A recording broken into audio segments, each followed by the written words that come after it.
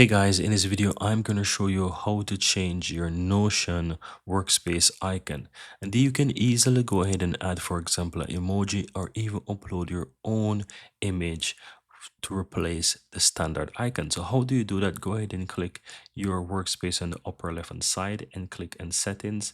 Now under this section, go to general under the workspace and here you'll find the icon. Now as you can see, it shows the letter here because it's for Drew tutorial, and I can click on that and I can add an emoji. So if I want to add, for example, this, I could. It's going to change.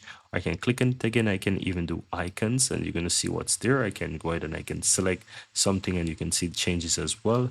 Or I can upload an image. So if I have an image on my computer that I want to upload, I can just simply choose an image and upload it as well.